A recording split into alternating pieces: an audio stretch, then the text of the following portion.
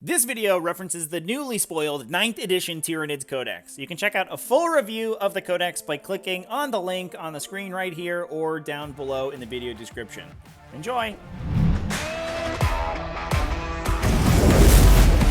What's up, folks? Welcome back to Tactical Tortoise. My name is Trevi, and today we're going to be talking about some of the worst units in the new 9th edition Tyranids Codex. If you enjoy my coverage of the new Tyranid Codex and you like this style of content, please let me know by dropping a like on the video, dropping a subscribe down below, maybe a comment in the comment section about whether or not you think that this list is total BS, or maybe I hit every single nail on the head like the construction genius that I am.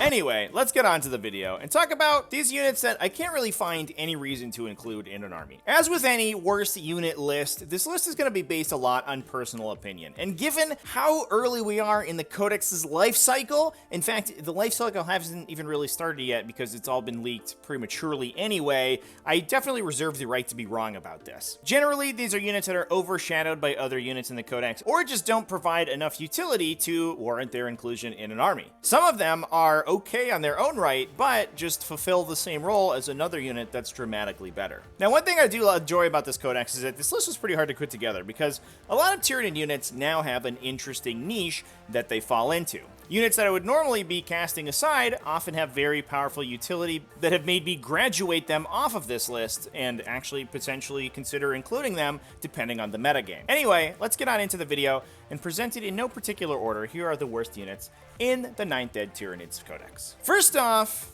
is the Lichter. I'm really not sure about this guy because he does do some stuff that are pretty cool. Being able to buff charges with the Pheromone Trail stratagem or hold objectives while being unshootable in cover is pretty rad. The big downside of the Lichter is its points cost. It does have those 2 damage melee attacks, which does make it relatively dangerous in melee, although for 70 points on a unit with just 5 wounds and will probably get killed on the swing back if it doesn't alpha whatever it's touching in melee to death, I was hoping for a little bit more. The big upside of the Lichter in the previous edition of the Codex was its ability to perform actions, especially actions like deploy scramblers or retrieve Octarius data, but given that most secondary objectives in the Nakamun season require your unit to be multi-model or specifically a troops option, as with the Tyranid-specific action secondaries, small units like this, deep striking into the backline of your opponent's deployment zone, doesn't really matter. The other downside is that with its hefty points cost, this guy is overshadowed almost entirely by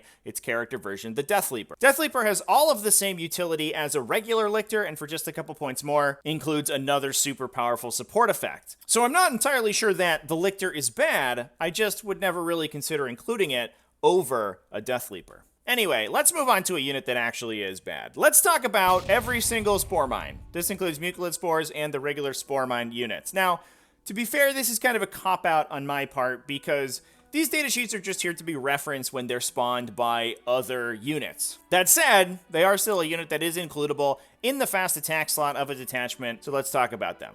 These units have an absolutely insulting point cost for something extremely slow that maybe does 1 mortal wound before dying. They have a lot of abilities on their datasheet, but most of them just make the unit worse. They can deep strike, which is cool, but they can't even charge out of deep striking, so why even do that? In the previous Codex, you would sometimes utilize Spore Mines to forward deploy with the Spore Field stratagem, or as a cheap unit that could block out deep striking on the backline of your table edge. They can't do that anymore now that they do not restrict units from setting up nearby, which is kind of BS. That also means that your ability to spawn them is significantly less useful, since you can no longer just place units that can screen out particular areas of the table that you don't have good coverage on. They're also not supposed to move block, I think, but they still do so in the movement phase because they have an engagement range, and models can move over their base, but you still can't move into enemy engagement range. Not sure if that's entirely intended, but that is the way the rule works. Some cool stuff about them is that they can blow up off any type of movement, so pile and consolidate sometimes will trigger them. And if your enemy moves within 3 inches of them at all, they will explode on you as well. So they are a little bit more lethal than they were in the previous edition,